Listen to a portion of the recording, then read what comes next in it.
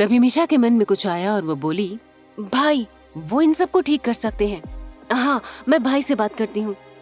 मिशा की बात इश्की को भी ठीक लगी, लेकिन मेहर इस पर कुछ नहीं बोला। वहीं राजवीर हॉस्पिटल में कार्तिक को देखते हुए बोला, तुम्हें अब डॉक्टर की पूरी तरह से बात सुननी चाहिए, जिससे तुम पूरी तरह से ठीक हो सको। वो क्या है ना कि तुम्हारा ठीक होना बहुत ज्यादा जरूरी हो गया है। कार्तिक चिढ़कर बोला, यार अभी अभी आया है और आते ही फिर से वही बेकार की बातें लेकर बैठ गया। I hate this topic. Rajveer बोला, अब हेट करो या लव, बट इग्नोर नहीं कर सकती। यू हैव टू अंडरस्टैंड कि तुम्हारा ठीक होना कितना जरूरी है, और तुम्हारा वो भाई सब बर्बाद कर देगा। कार्तिक बोला, और उससे उम्मीद भी क्या की जा सकती है। राजवीर बोला, मुझे पता चला है कि वो तुम्हारे अगेंस्ट कुछ प्लानिंग कर रहा है, एंड आई एम श्योर कि वो तुम्हें मारने की कोशिश करेगा। मैंने अपने गार्ड बाहर लगा दिए हैं, लेकिन मुझे नहीं लगता कि उससे कुछ होने वाला है। वो इतना पागल तो है नहीं कि उसे ये बात पता ना हो। राजवीर कार्तिक से ही बात कर रहा था कि तभी उसके पास इश्की का कॉल आया। इश्की का कॉल आता देख राजवीर कार्तिक को देखते हुए बोला, तुम रेस्ट करो, मैं बाद में आऊंगा।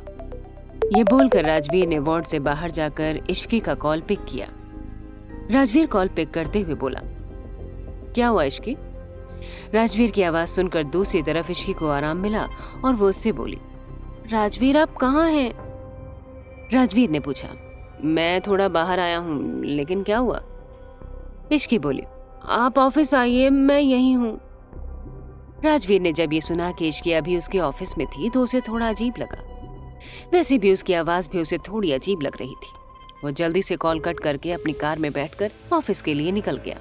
वहीं राजवीर के कैबिन में इश्की, मेहर और मिशा तीनों थे, और साथ ही समर भी था, जिसे सारी सिचुएशन के बारे में पता चल चुका था। वो भी मिशा के लिए बहुत ज्यादा परेशान था, लेकिन साथ ही उसे ये बात भी समझ में नहीं आ रही थी कि जब राजवीर के कहने पर उन सभी लोगों को मार दिया गया था तो फिर ये सब कौन कर रहा था, क्योंकि इस इंसिडेंट के बारे में ज्यादा लोगों को पता ही नहीं था। समर का शक बहुत से लोगों पर जा रहा था, लेकिन उसने खुद को ये बोलकर रोक लिया कि उन्हें इस बारे में कैसे पता होगा, जबकि इस बात को काफी अच्छे से खत्म किया गया था। इश्की मिशा के साथ सोफे पर बैठकर उसे समझा रही थी।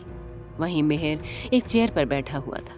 वो आज अपने सारे गम भूल गया था और अपनी बहन के लिए उसके साथ खड़ा था। वो ये भी भूल गया था कि अभी वो राजवीर से नाराज था और मिशा के लिए वो खुद उसके ऑफिस तक आ गया। तभी कैबिन का गेट खुला और राजवीर अंदर आया। वो जैसे ही अंदर आया उसकी नजर सबसे पहले मेहर पर और फिर समर पर गई। उसने जैसे ही मेहर को वहां पर देखा तभी उसे अंदाजा हो गया कि उसका सोचना सही था, जरूर कोई बड़ी बात हुई थी। तभी राजवीर को देख मिशा भागते हुए आई और उसके गले से लग गई। ये देख वो थोड़ा कंफ्यूज हो गया, लेकिन जब उसे एहसास हुआ कि मिशा रो रही थी, वो उसे खुद से दूर करके उसे चुप करवाते हुए बोला, मिशा क्या हुआ है, तू रो क्यों रही है? राजवीर के सवाल को सुनकर मिशा रुआसी गले से बोली, भाई वो मिशा से कुछ बोला ही नहीं जा रहा था और वो फिर से राजवीर को गले लगाकर रोने लगी। वो ये देखकर इश्की की तरफ देखने लगा जैसे कि उससे पूछ रहा हो कि क्या हुआ। इश्की भी समझ गई और राजवीर को सारी बातें बताने लगी। जैसे ही उसने सारी बातों को सुना, गुस्से से उसकी आंखें लाल हो गईं। उसने बड़ी मुश्किल से मिशा को संभाला था और फिर से ये सब हो रहा था, जिसके बारे में सोचते हुए उसका खून खौल रहा था। राजवीर समर को देखते हुए बोला, किस अकाउंट से मैसेज आ रहा है? तुम इसका पता 15 मिनट में लगाओ। राजवीर की बात सुनकर समर बोला, सर मैंने पहले ही पता लगा लिया कि ये अकाउंट किसी लड़की का है और इसका आईपी एड्रेस एक सुनसान जगह का है, तो मैंने वहां पर कुछ गार्ड्स को भेजा है। इस बात पर राजवीर ने हाँ में सिर हिला दिया और फिर मिशा को सोफे पर बैठाते हुए बोला, रिलैक्स मिशा, बहुत जल्दी हमें पता चल जाएगा कि इसके पीछे कौन है, और एक बार वो हमारे हाथ लग जाए फिर तो वो नहीं बचेगा। राजवीर की बात सुनकर मिशा को थोड़ी राहत मिली कि उसका भाई अब उसके साथ कुछ भी गलत नहीं होने देगा। उस वक्त वो उसके साथ नहीं था, लेकिन आज था और अब वो उस पर कोई भी आंच नहीं आने देगा। राजवीर ने आराम से मिशा को समझा दिया और उसे चुप भी करवा दिया। मेहर वहीं था और उसने भी ये सब देखा कि किस तरह से उसने उसे समझाया था। वो अभी भी यही सोच रहा था कि जब वो अपने घर वालों से इतना प्यार करता था तो उसने कभी दिखाया क्यों नहीं। और सिर्फ उसके प्यार को ही उससे दूर क्यों किया, जबकि वो खुद इश्की से अपनी जान से भी ज्यादा प्यार करता था।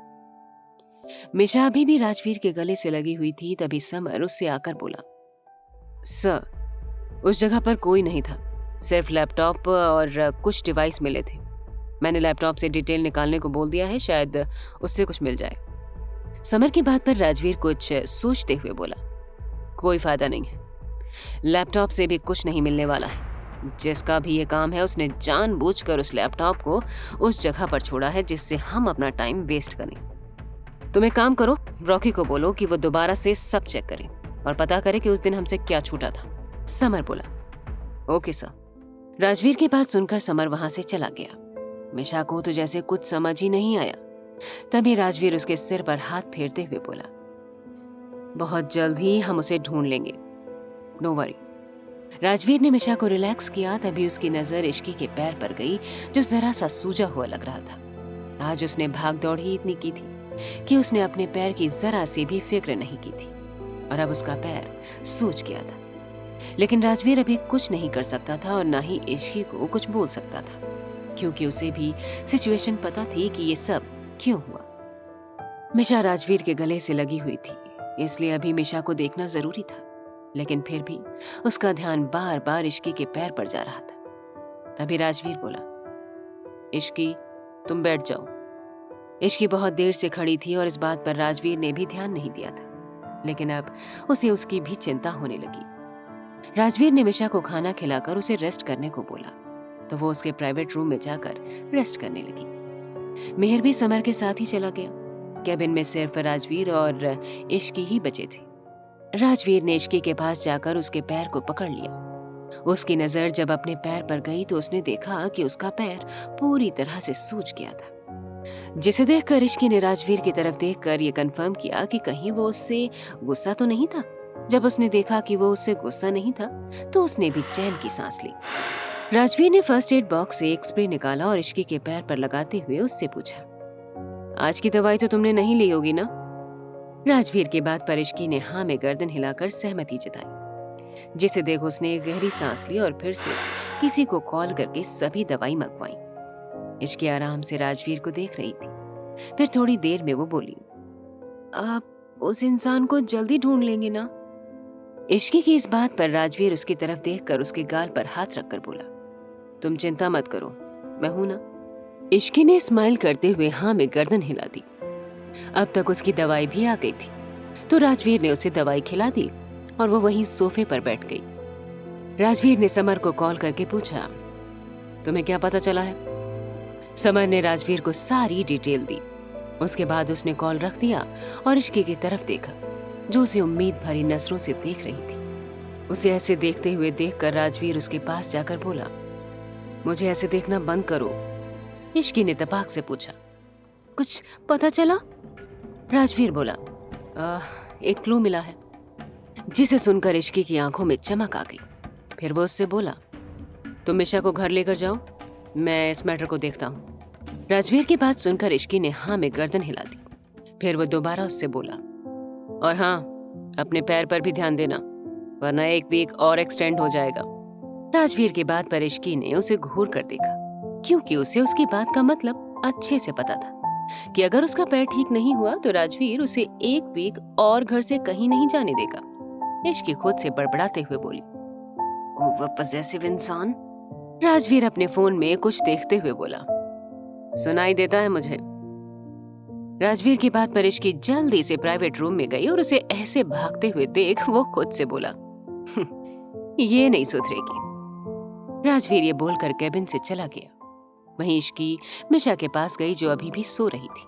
उसे देख इश्की ने सोचा कि क्या मिशा को उठाया जाए या नहीं। कुछ देर सोचने के बाद इश्की ने फैसला लिया कि वो कुछ देर उसे ऐसे ही सोने देगी।